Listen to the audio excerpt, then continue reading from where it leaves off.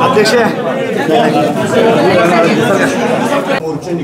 या संदर्भात मुख्यमंत्र्यांशी आपण काही चर्चा यापूर्वी चर्चा झाली आणि मुख्यमंत्र्यांनी पण आपली भूमिका अगदी स्पष्ट केली आहे की जे दोषी आहेत त्या कुणालाही सोडलं जाणार नाही, त्यांच्यावर कठोर कार्यवाही ही केली जाईल। आता मला वाटतं मोक्याची कार्यवाही लावलेली आहे, सर्व आरोपींना मोका हा लागलेला आहे।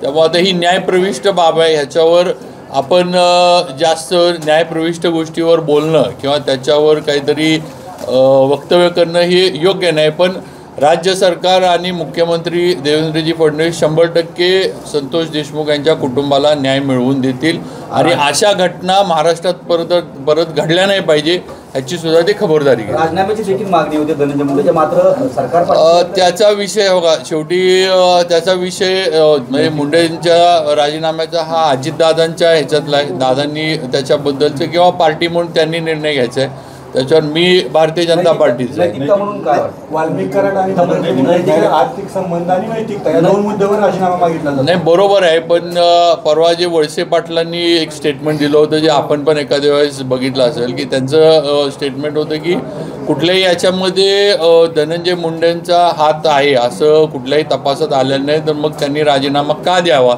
असं वळसे पाटील साहेब स्वतः म्हटलेले।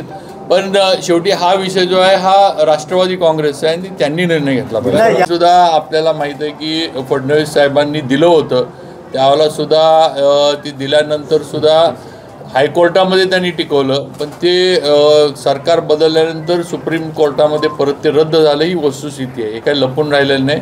आणि नक्कीच नाही ती आता कधीपर्यंत ही तारीख मी नाही तर जाहीर करू शकत, पण एक मी सांगू शकतो की आमचं सगळ्यांचं जे आहे मराठा समाजातील जे आम्ही आमदार आहोत आणि जे आता मंत्री पण आहोत, आम्ही सगळे देवेंद्रजी असतील, एकनाथ शिंदेसाहेब असतील, अजितदादा असतील यांच्याबरोबर राहून आम्ही नक्कीच आरक्षणाचा लवकरात लवकर निर्णय त्यांच्याकडनं लावून घेऊ।